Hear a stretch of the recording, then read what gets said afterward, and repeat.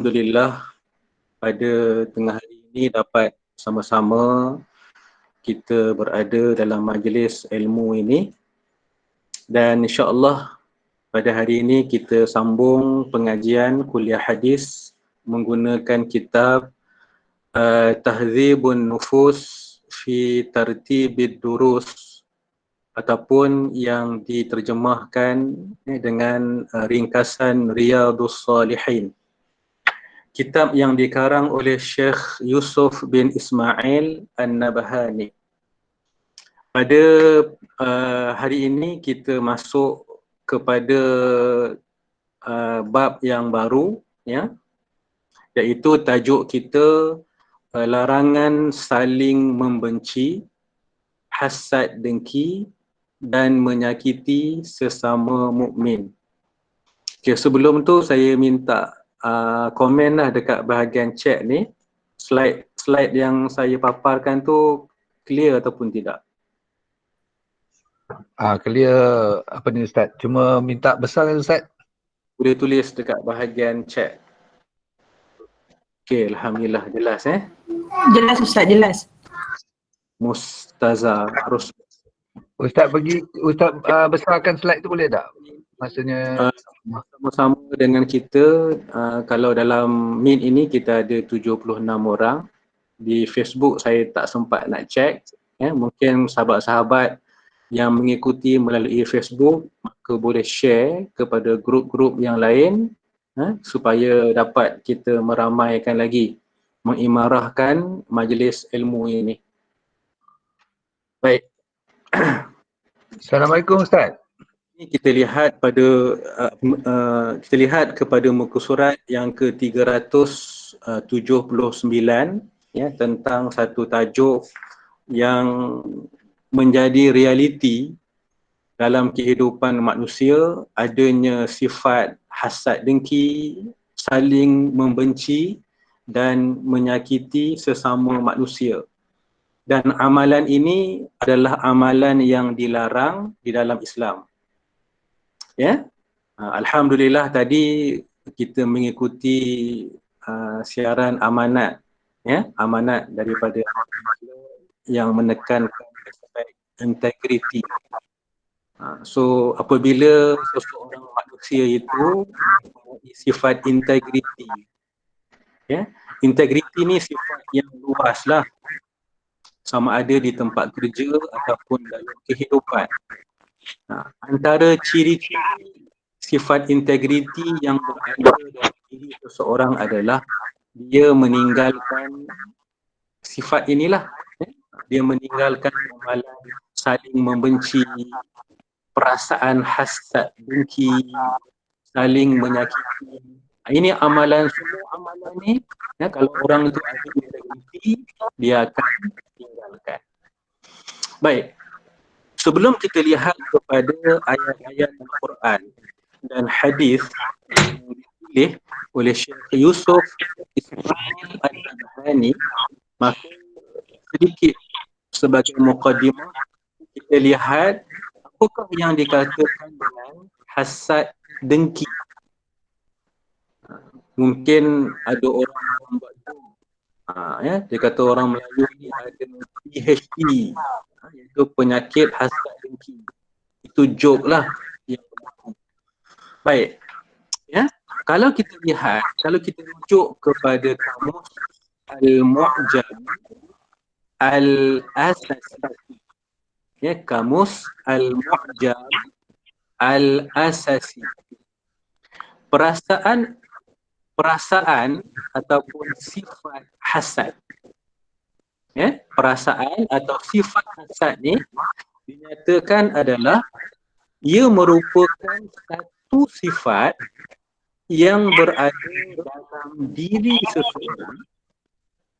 Jadi maksudnya hasad ni dia merujuk kepada sifat dalaman, ya, sifat yang berada dalam diri seseorang yang mengharapkan supaya nikmat yang ada pada seseorang itu pindah padanya atau terhapus daripada orang itu. Ini dikatakan dengki.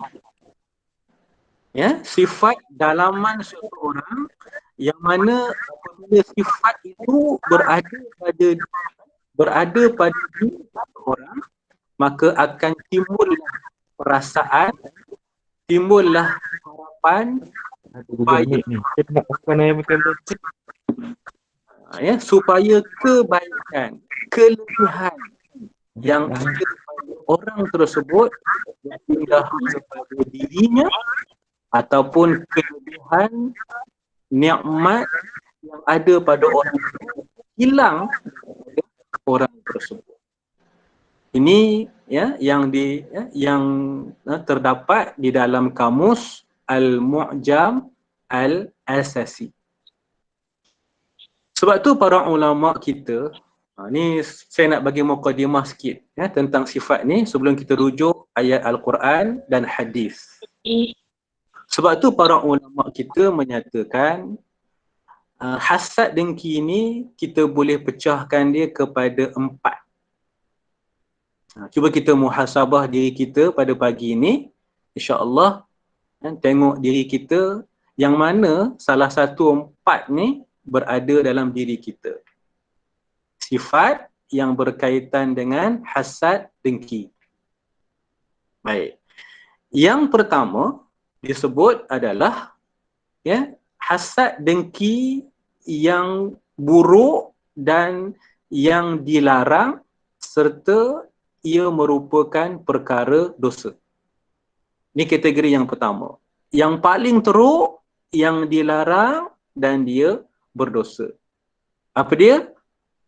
Iaitulah seseorang perasaan hasad ni, yang mana dengan hasad itu maka orang tersebut berusaha menghilangkan kenikmatan, menghilangkan kebaikan yang ada pada orang yang didengki.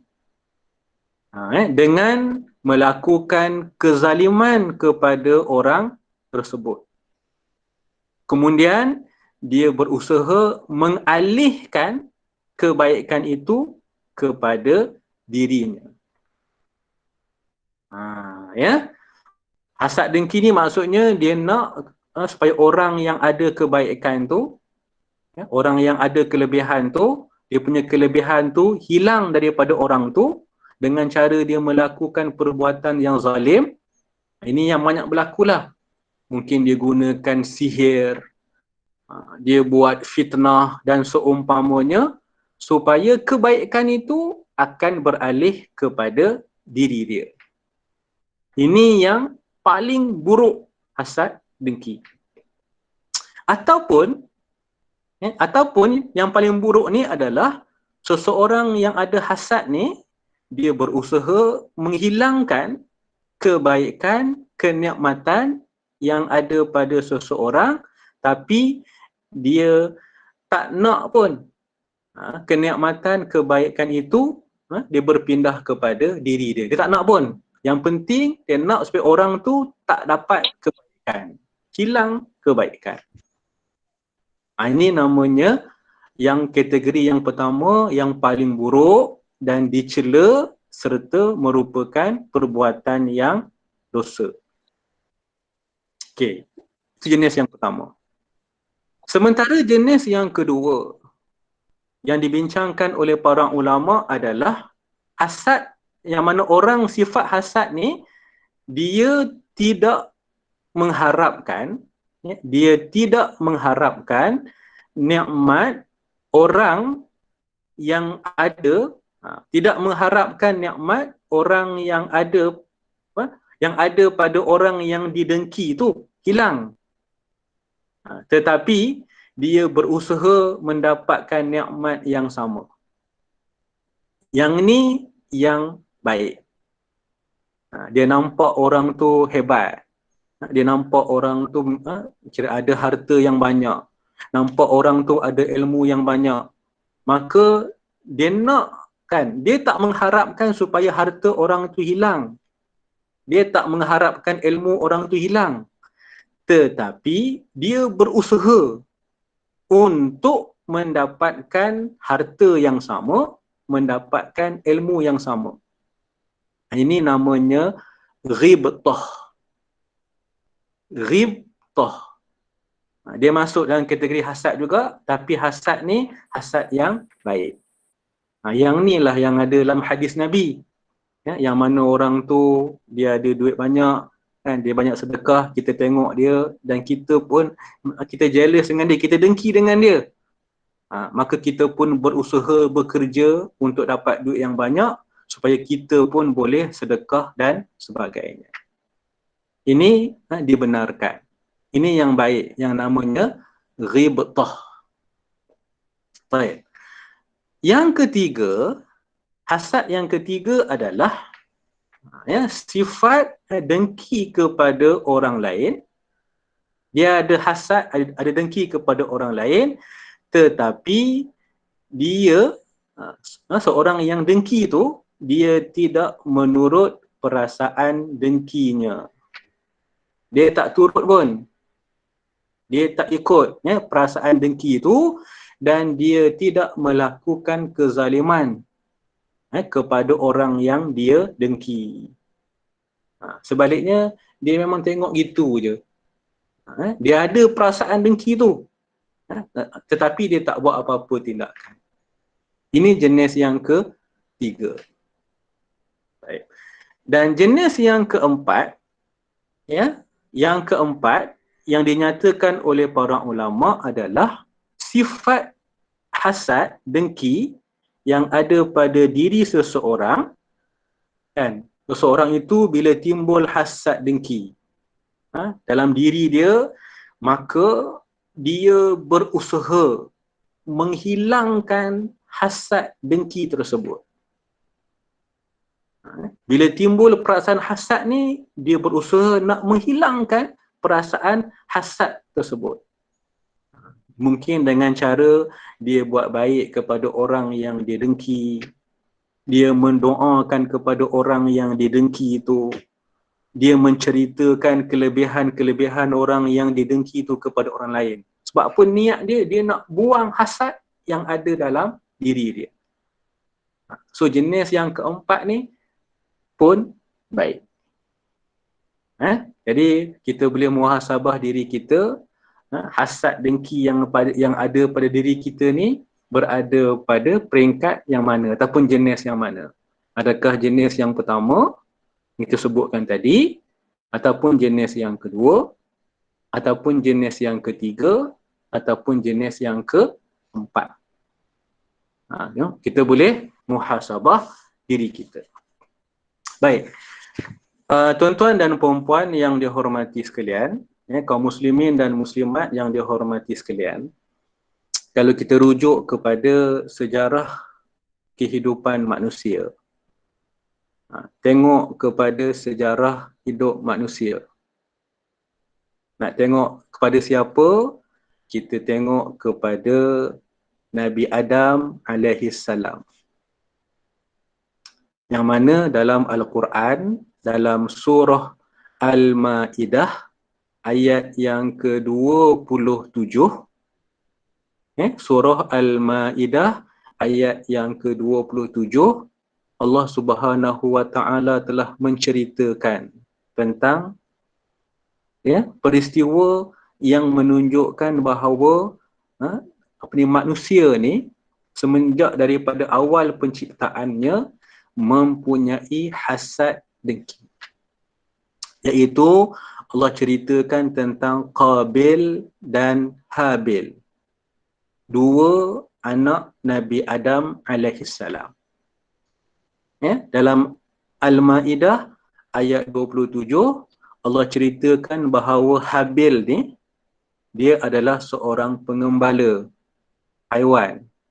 Dia melakukan korban, dan bila berkorban dia sediakan haiwan korban yang baik-baik, yang gemuk-gemuk, yang sihat-sihat.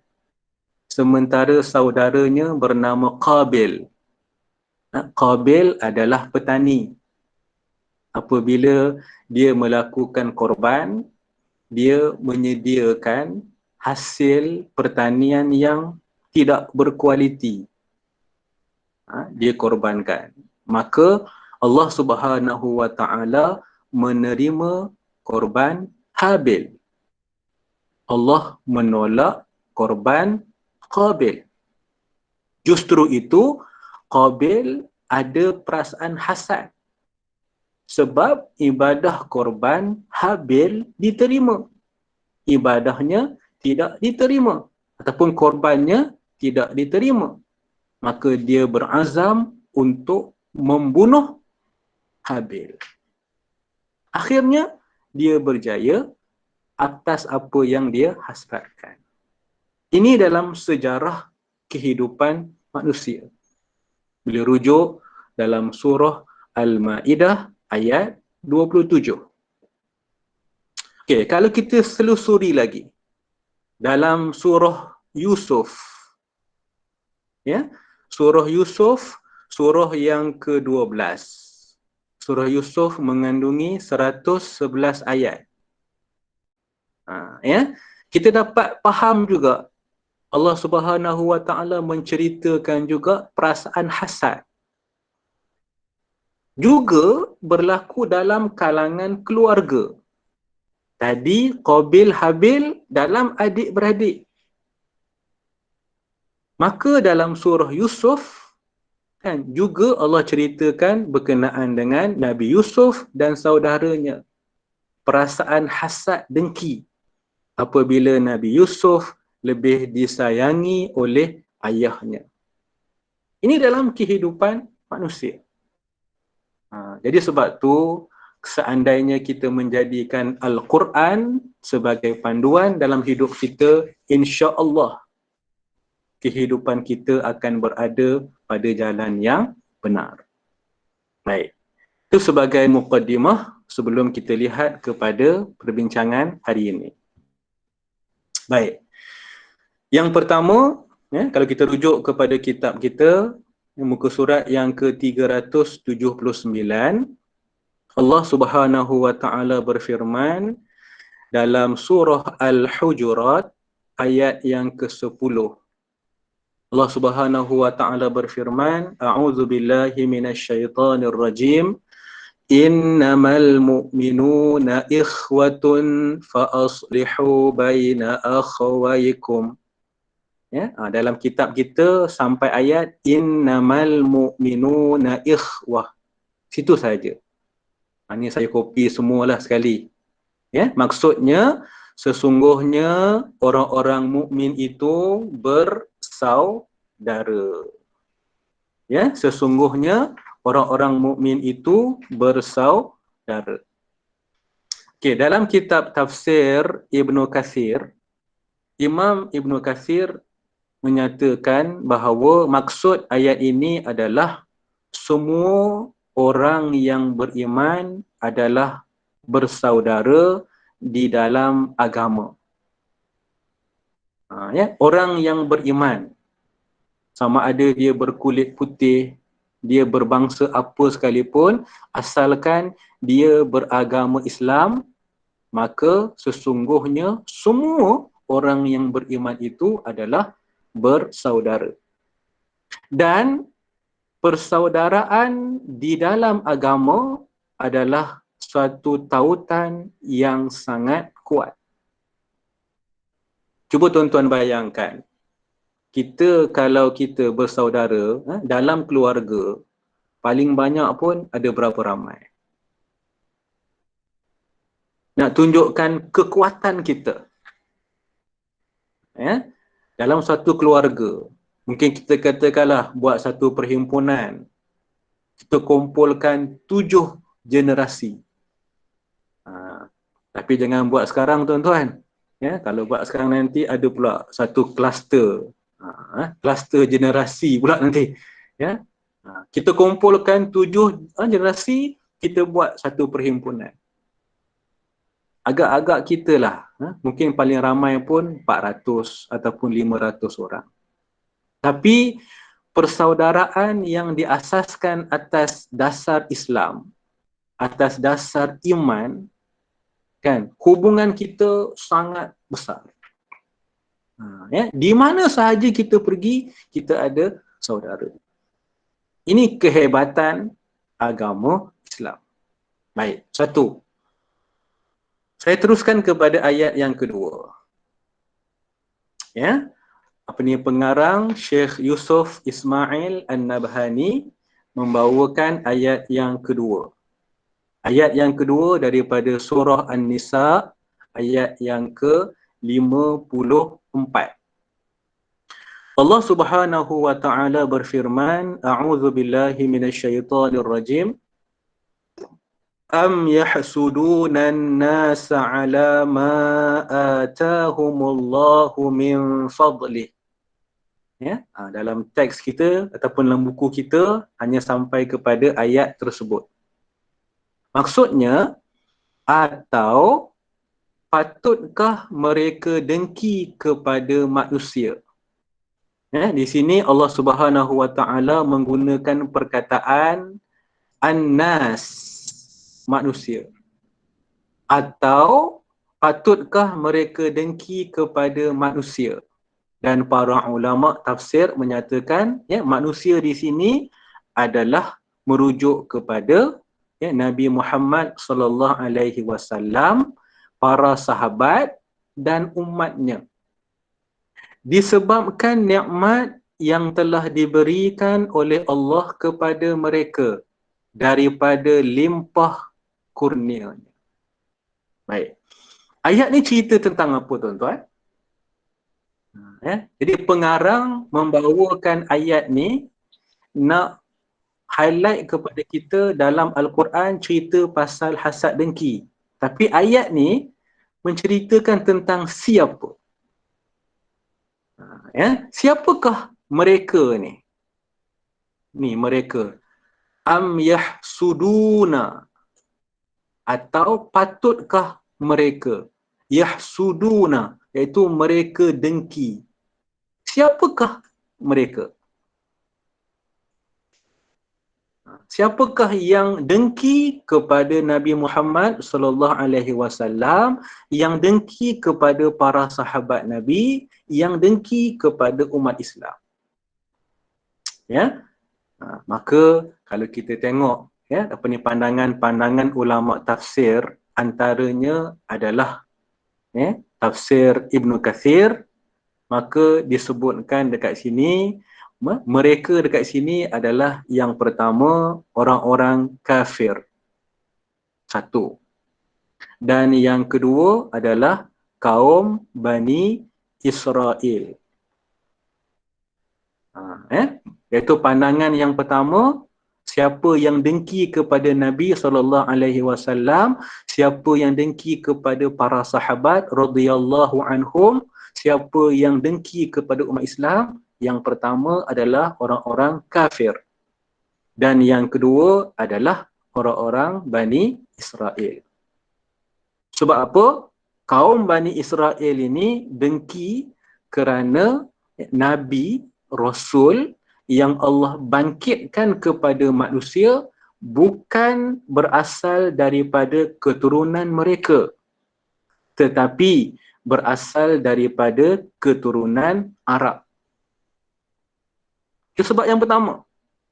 Sebab yang kedua adalah apabila Nabi Muhammad sallallahu alaihi wasallam dibangkitkan menyebarkan dakwah, maka empayar Islam begitu luas. Masyarakat sama ada orang Arab ataupun orang Ajam, orang Arab ataupun orang bukan Arab, menerima dakwah yang disampaikan oleh Nabi sallallahu alaihi wasallam dan terus berkembang. Inilah yang menyebabkan lahirnya sifat kedengkian di kalangan mereka. Sebab apa? Sebab sebelum ini kaum Bani Israel mendakwa bahawa mereka adalah bangsa, adalah kaum yang paling baik. Dia merupakan kaum yang dipilih oleh Tuhan. Tiba-tiba Allah hantar, Allah bangkit seorang Nabi, seorang Rasul yang bukan daripada bangsa mereka. Ini yang mereka dengki, yang mereka fras. Dan permusuhan itu berlaku sehinggalah zaman sekarang. Hari ini kita tengok bahawa orang-orang Yahudi, jadi mereka tidak boleh untuk bersama dengan manusia, umat Islam. Ini yang berlaku. Ya, baik. Ibnu Abbas radhiyallahu anhu menyatakan apabila mentafsirkan ayat am yahsudunan nasa ala ma atahumullahu min fadlih, kata Ibnu Abbas radhiyallahu anhu, seolah-olah orang-orang kafir dan orang-orang Bani Israel ini berkata, kami adalah manusia yang memiliki kelebihan dibandingkan manusia yang lain. Seolah-olah dia kata macam tu. Sebenarnya kalau nak bandingkan dengan semua orang, maka kami memiliki kelebihan. Dia claim macam tu. Tapi kenapa kemudian berlaku yang di sebalik? Baik. Itu ayat yang kedua. Dalam bab kita pada hari ini ada banyak ayat Quran. Hari ini saya cuba bincang dulu ayat Quran ni. Kita ambil pada segi dasar dulu untuk kita faham. Nanti kita masuk hadis insya-Allah. Baik. Tuan-tuan dan puan-puan yang dihormati sekalian. Dua ayat. Ya. Ayat yang ketiga. Ayat yang ketiga surah Al-Hujurat ayat yang ke-11. Ini ayat yang familiar, biasa kita dengar. Jadi insya-Allah pada pagi ini kita kupas secara ringkas. Allah Subhanahu wa taala berfirman, a'udzu billahi minasyaitonir rajim. Ya ayyuhalladzina amanu la yaskhar qaumun min qaumin asa an yakunu khairan minhum wala nisa'un min nisa'in asa an yakunna khairan minhun wala talmizu anfusakum wala tanabazu bil alqab bi'sal ismul fusuqu min ba'dal iman bi'sal ismul fusuqu ba'dal iman wa man lam yatub fa ulaika humuz zalimun. Surah Al-Hujurat ayat 11. Baik. Terjemahannya. Wahai orang-orang yang beriman. Maka Allah mulakan ayat ni dengan seruan khusus spesifik kepada orang yang beriman. Janganlah suatu kaum, yakni daripada kalangan lelaki, kaum lelaki, mencemuh kaum lelaki yang lain. Kerana boleh jadi mereka yang dicemuh itu lebih baik daripada mereka yang mencemuh. Okey, satu. Sambung Dan janganlah pula suatu kaum wanita mencemuh wanita yang lain. Kerana boleh jadi boleh jadi mereka, yakni wanita yang dicemuh, lebih baik daripada mereka, yakni wanita yang mencemuh. Okey, kita ambil dekat sini poin yang pertama dalam ayat ni adalah Allah Subhanahu wa taala melarang manusia daripada menghina orang lain dengan cara meremeh, merendah dan mengolok-olokkan. Istilah yang dipakai adalah la yaskhar. Yaskhar. Maksudnya jangan menghina. Menghina dengan cara apa? Merendahkan, meremehkan, mengolok-olokkan. Dan dalam ayat ni Allah direct sebut kepada dua jenis jantina, lelaki dan perempuan. Kemudian Allah bagi tahu kita dalam ayat ni sebab apa Allah melarang, kerana boleh jadi barangkali orang yang kena cemuh, orang yang direndahkan itu memiliki kedudukan yang tinggi di hadapan Allah Subhanahu wa ta'ala. Ini satu larangan yang Allah ingatkan kepada manusia, lelaki ataupun wanita. Baik.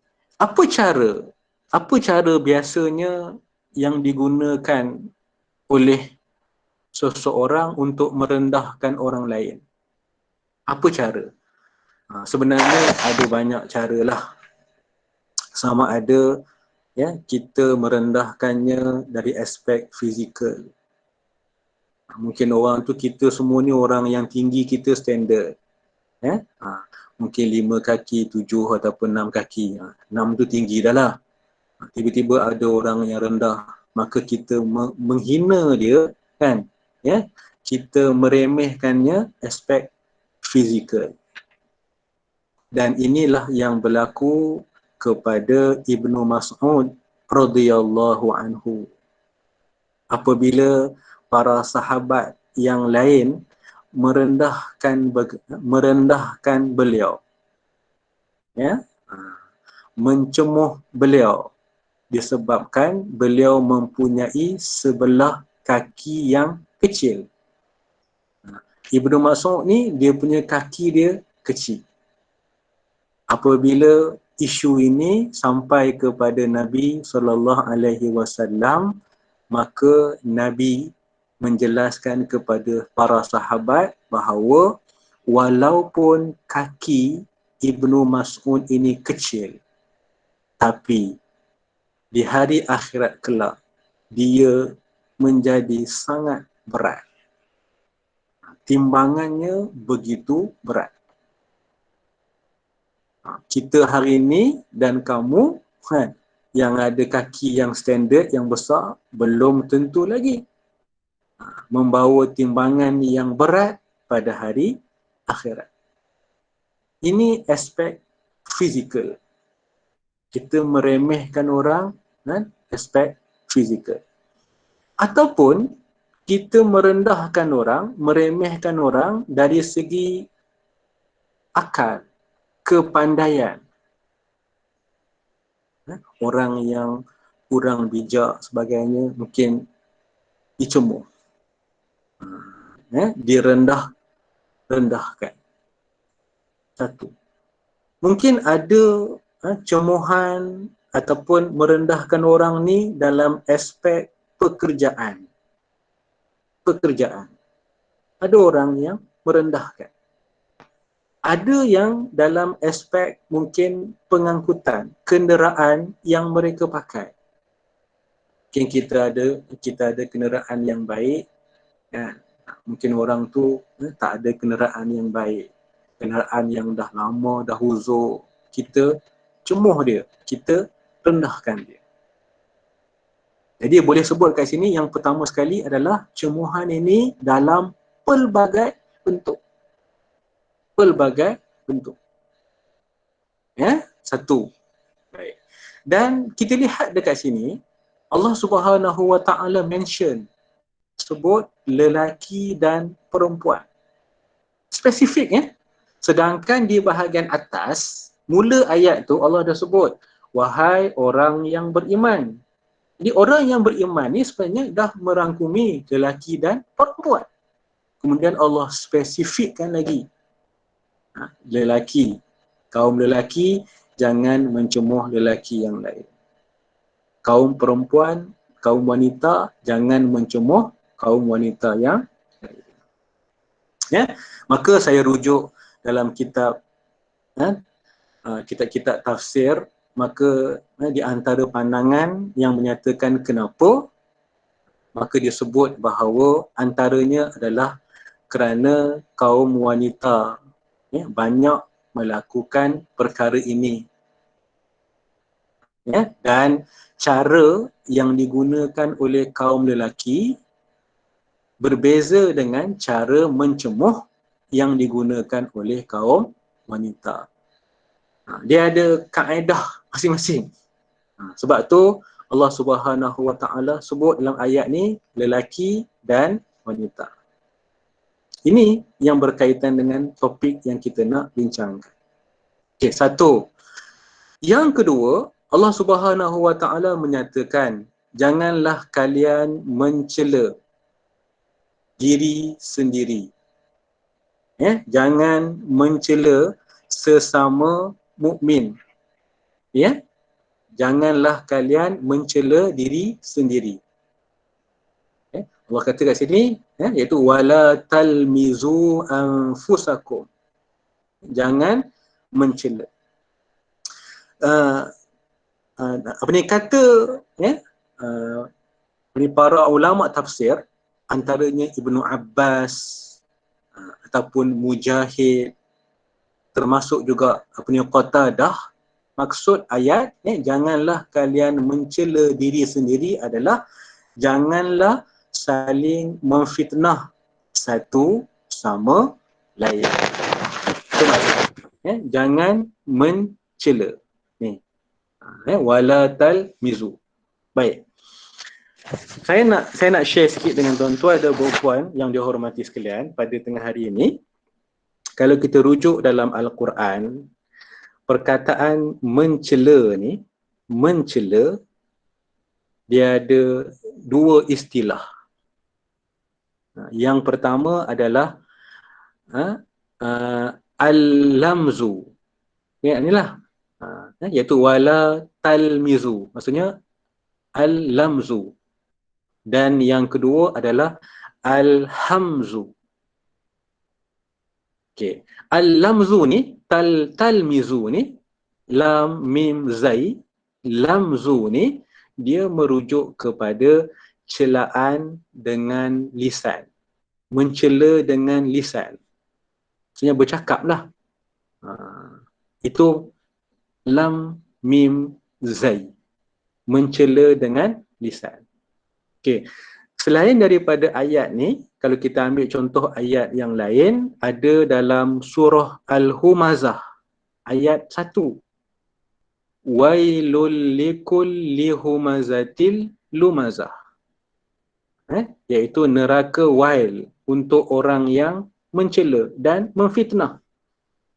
Itu lam mim zai. Dia mencela menggunakan lisan. Okey. Kalau kita tengok dalam ayat-ayat yang lain, kalau kita kaji Al-Quran, kita akan jumpa satu lagi perkataan yang juga maksudnya mencela, iaitu al-hamzu. Ha bulat tu, ha simpul tu, ha mim zai. Al-hamzu. Al-hamzu ni maksudnya apa? Mencela dengan perbuatan.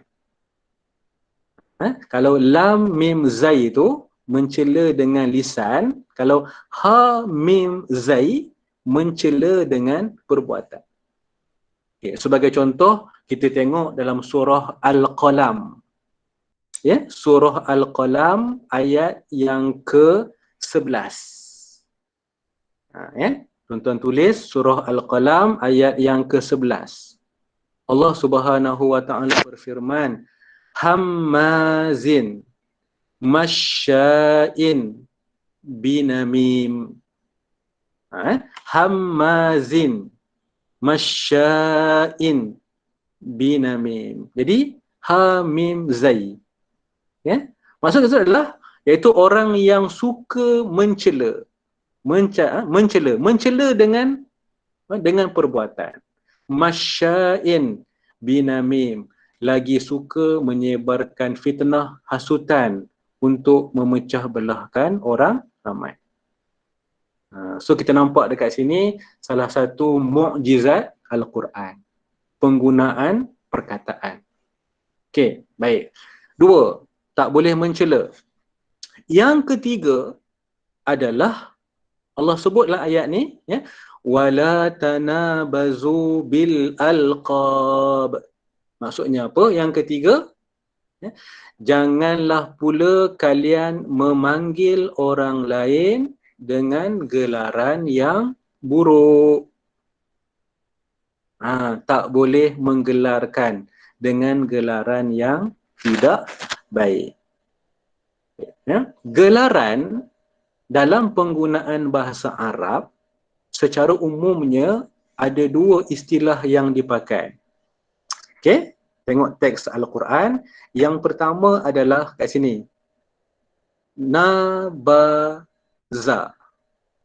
Nabaza. Tanabazu. Nabaza. Nabaza ni adalah iaitu gelaran yang buruk. Satu lagi adalah laqaba. Lam, qaf, ba. Laqaba. So ada dua istilah Satu nabaza, satu lagi laqaba. Lam, qaf, ba. Laqaba. Okey, laqaba merujuk kepada gelaran yang baik. Sebab tu orang Arab ni dia ada laqab, kan? Abu Bakar. Di antara gelaran yang baik yang diberikan oleh Rasulullah kepada Sayyidina Osman adalah Abu Turab. Abu Bakar, Abu Turab, dan ramai lagi dan banyak lagi. Ini laqab, iaitu gelaran yang baik. Tapi dalam Islam, Islam larang gelaran yang tidak baik. Memanggil orang dengan gelaran yang tidak baik. Kita ambil contohlah. Di kalangan masyarakat Melayu, kalau kita baca sejarah, lihat kepada sejarah, dia tak lari daripada 5 gelaran yang merujuk kepada negatif. Unsur negatif. Ada 5. Yang pertama, Pak Kaduk. Betul kan? Pak Kaduk. Dia gelaran yang negatif. Kemudian, Lebay Malang. Kemudian, Pak Pandir. Lagi, Luncai. Si Luncai. Dan yang kelima, Pak Belalang. Ini gelaran yang ada dalam masyarakat Melayu. Kalau kita kadang-kadang tu orang tu nak sebut orang tu dia tak bijak, dia sebut dia kata kamu ni macam Pak Kaduk. Kamu ni macam Pak Pandai buat kerja. Itu gelaran yang tidak baik. Ada dalam masyarakat Melayu. Kata Imam Ahmad rahimahullahu ta'ala, dia meriwayatkan hadis daripada Abu Jubairah. Ayat yang kita bacakan pada tengah hari ini, surah Al-Hujurat ayat 11 ini, Allah turunkan kepada Bani Salamah. Yang mana kata Abu Jubairah, ketika Nabi SAW sampai ke Madinah, masyarakat di Madinah, seorang biasanya ada 2-3 nama. Seorang ada 2-3 nama. Dan kita pun ada berlaku, saya pergi banyak tempat.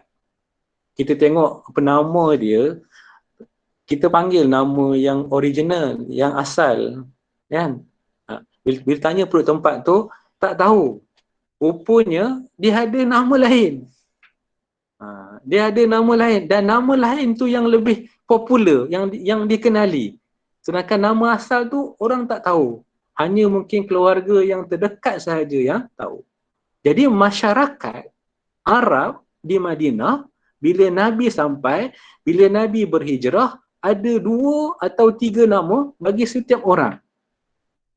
Maka apabila ada yang memanggil seseorang dengan suatu nama, seseorang itu bila ada orang lain, dia menggelarkan orang itu dengan satu nama, maka gelaran itulah yang dipakai.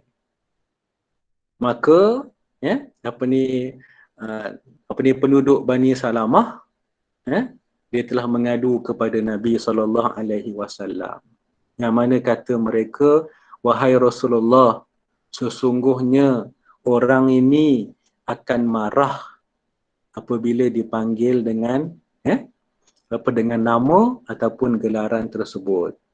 Maka kemudian Allah Subhanahu wa taala menurunkan surah Al-Hujurat ayat yang ke-11 ini.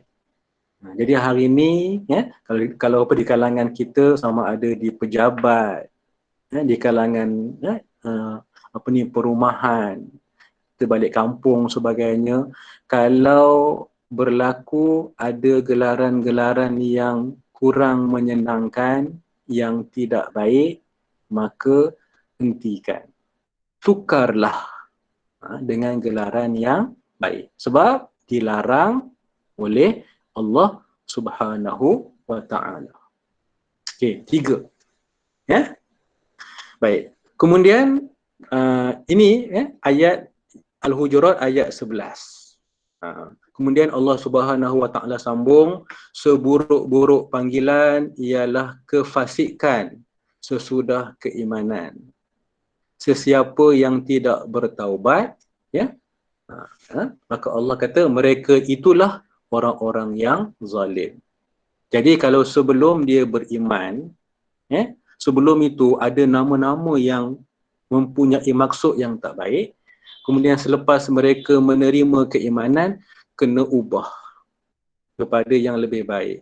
Dan siapa yang tak nak bertaubat, maka itulah orang-orang yang zalim. Baik.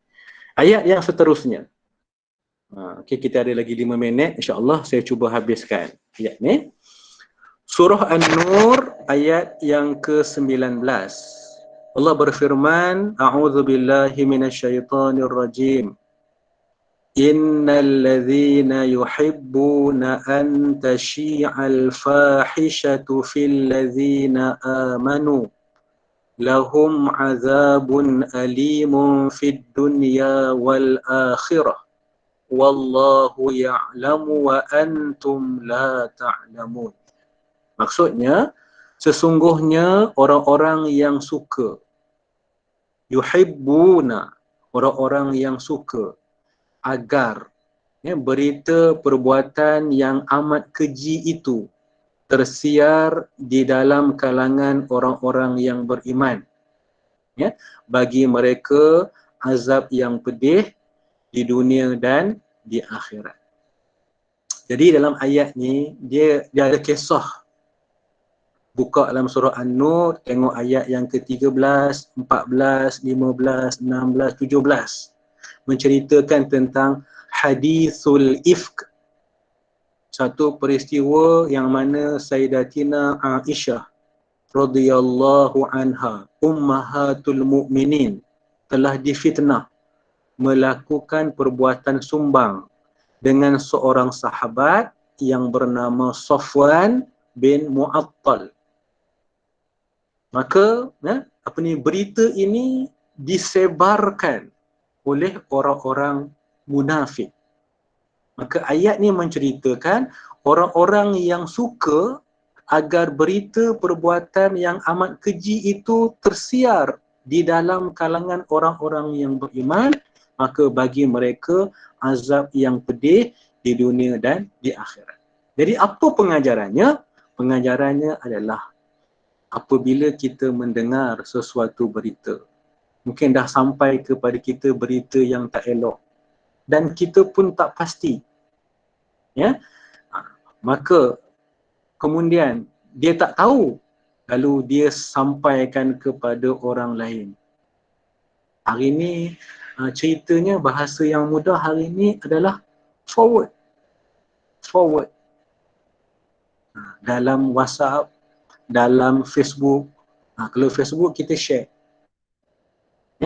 Maka ayat ini menyebut kepada kita bahawa orang yang suka forward.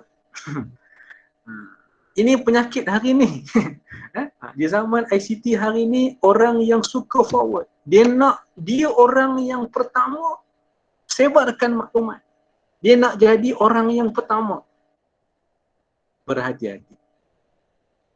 Sikap ini kena berhati-hati. Maksudnya apa? Bukan tak boleh forward. Boleh. Bukan tak boleh share. Boleh. Tapi sebelum nak forward, sebelum nak share, kena semak dahulu sama ada benar ataupun tidak. Jangan forward dulu, kemudian baru semak. Ni ayat ni sebut ni. Apatah lagi kalau berita yang kita nak forward, berita yang kita nak share tu, berita yang tak sahih. Jadi sebenarnya isu hari ni kan, yang ada undang-undang, kita dah create, dah wartakan undang-undang tentang berita palsu sebagainya. Sebenarnya dalam ayat Quran, baca Al-Quran, Allah dah cerita ayat ni turun 1400 tahun dulu. Hari ni baru kita nak buat undang-undang mengatasi masalah ini. Sebenarnya Allah dah bagi warning kepada kita, Allah dah cerita dah. Inilah dikatakan mukjizat Al-Quran. Dan kisah ini berlaku kepada Sayyidatina Aisyah. Jadi kisah tu bukan sekadar kisah. Bila kita baca Quran, ada pengajaran. Dan hari ini memang berlaku. Kita musim hari ini kan, kita berada dalam suasana negara kita, seluruh dunia dilanda COVID-19. Macam-macam orang forward. Sama ada berita sahih, tak sahih. Jadi kalau yang tak sahih tu yang lagi bahaya. Yang sahih pun kita dapat semak dulu. Make sure dia benda yang baik. Sebab saya risau kalau kita baca ayat ni. Tonton tengok ayat yang hujung ni. Lahum azabun alimun fid dunya wal akhirah. Allah bagi ancaman. Orang yang suka forward, orang yang suka share, dia ni Allah bagi ancaman azab yang pedih di dunia dan akhirat. Ya? Okey.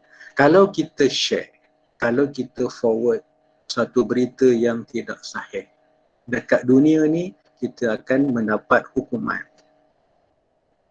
Di negara kita hari ni, sedunia pun dah ada hukuman orang yang sebar berita palsu. Itu di dunia.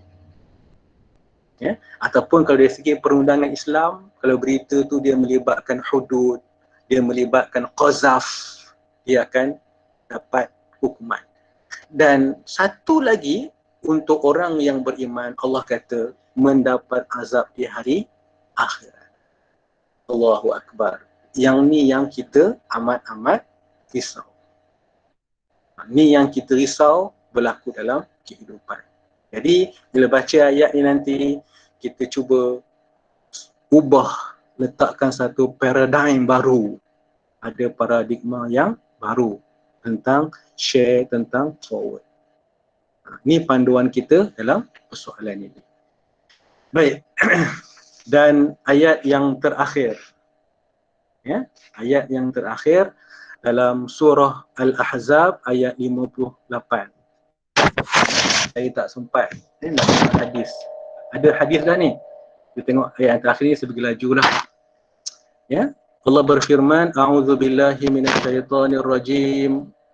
وَالَّذِينَ يُؤْذُونَ الْمُؤْمِنِينَ وَالْمُؤْمِنَاتِ بِغَيْرِ مَا اكْتَسَبُوا فَقَدِ احْتَمَلُوا بُهْتَانًا وَإِثْمًا مُبِينًا. Ya, فَقَدِ احْتَمَلُوا بُهْتَانًا وَإِثْمًا مُبِينًا. Dan orang-orang yang menyakiti orang mukminin dan mukminat tanpa kesalahan yang mereka lakukan, maka sesungguhnya mereka, yakni orang-orang yang menyakiti mereka itu, telah memikul kebohongan dan dosa yang nyata. Jadi dalam ayat ni Allah Subhanahu Wa Taala ingatkan mengenai orang yang menuduh orang mukmin dengan tuduhan yang tidak pernah mereka lakukan.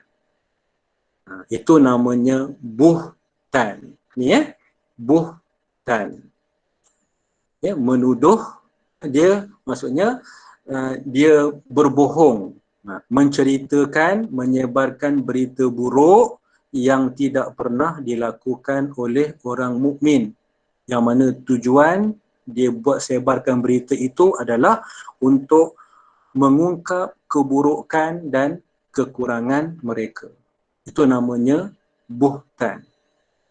Dan perkara ini tidak boleh dilakukan. Ya? Dalam sejarah, bila kita baca sejarah, ya, kalau kita tengok dalam kitab tafsir, antara golongan yang melakukan perbuatan buhtan ini adalah kumpulan Syiah Rafidah.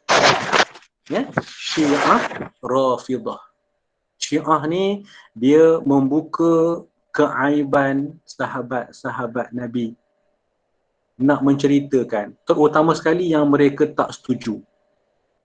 Dia membela Saidina Ali, ya, tapi sahabat yang lain, Saidina Abu Bakar, Saidina Umar, Saidina Osman, maka mereka attack dan mereka menyebarkan berita-berita buruk, sedangkan para sahabat tidak pernah melakukan perbuatan yang tersebut. Ini namanya buhtan. Jadi kita ambil ayat ni untuk kita muhasabah diri kita. Jadi itulah untuk siri yang pertama, tajuk kita pada kuliah kali ini, iaitu mengenai larangan, tajuk kita larangan saling membenci, hasad dengki dan menyakiti sesama Muslim. Untuk siri yang pertama ni kita kupaskan ayat-ayat Al-Quran yang telah dipilih oleh Syekh Yusuf Ismail An-Nabhani. InsyaAllah tuan-tuan, kita dalam siri yang kedua, tajuk ni nanti kita akan bincangkan hadis-hadis dalam yang diriwayatkan oleh Imam Al-Bukhari dan Imam Muslim radhiyallahu anhuma. Baik, kita ada masa lebih kurang 1-2 minit. Saya buka soalan. Kalau Ustaz, saya nak tanya boleh? kurang jelas, Saya nak tanya boleh Ustaz? Okay. Saya buka soalan kalau ada lah. Ustaz, saya mahu nak tanya Ustaz.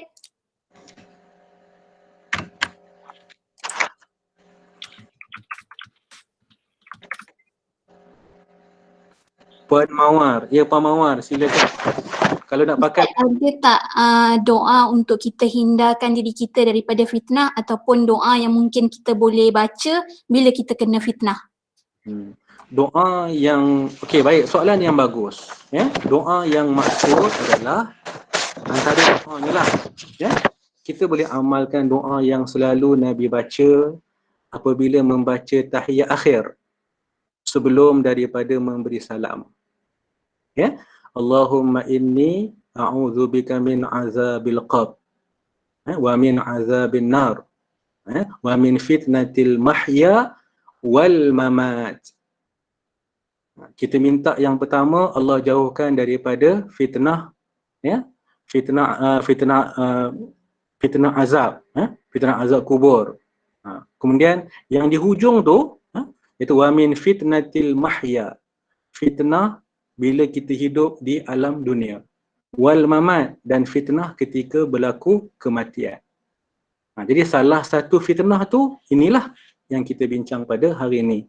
Jadi kita boleh amalkan doa tu, mudah-mudahan Allah Subhanahu Wa Taala melindungi kita. Okay? Nanti cari doa yang Nabi baca sebelum memberi salam, ketika selepas membaca tahiyat akhir. Saya ulang balik. Allahumma inni a'udzubika min azabil qabr wa min azabin nar, ya, wa min fitnatil mahya wal mamat. Baik, ada yang lain? Doa buat insan-insan yang suka buat fitnah, ada Ustaz? Doa ni kita yang Nabi ajar kepada kita adalah selalu saya bagi pandangan ni, amalan Nabi apabila orang melakukan apa-apalah, bukan fitnah, apa-apa keburukan kepada kita, Nabi tunjukkan iaitu Nabi tidak membalas dengan keburukan. Ambil contoh peristiwa apabila Nabi disihir. Nabi disihir. Nabi tak balas. Sebaliknya, apa yang Nabi buat, iaitu yang pertama, Nabi memerintahkan para sahabat mencari apakah bahan yang digunakan untuk sihir yang ditanam dalam telaga dan dimusnahkan.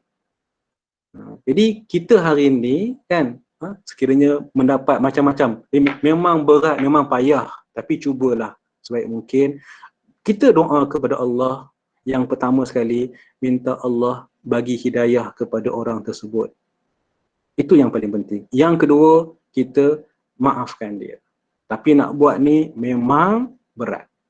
Sebab iman kita lemah, tak sama level dengan iman para sahabat dan iman para nabi. Tapi insya-Allah cubalah sekadar yang boleh. Baik, saya rasa itu sahaja kuliah untuk pada tengah hari ini. Dah pukul 1, insya-Allah kita sambung dalam siri yang kedua tentang tajuk yang sama pada kuliah yang akan datang.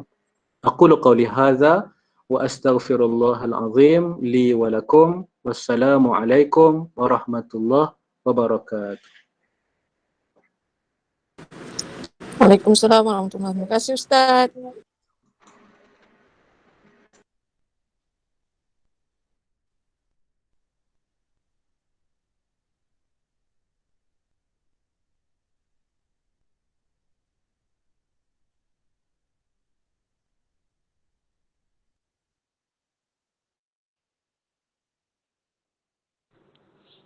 Alhamdulillah, terima kasih semua. Terima kasih Ustaz.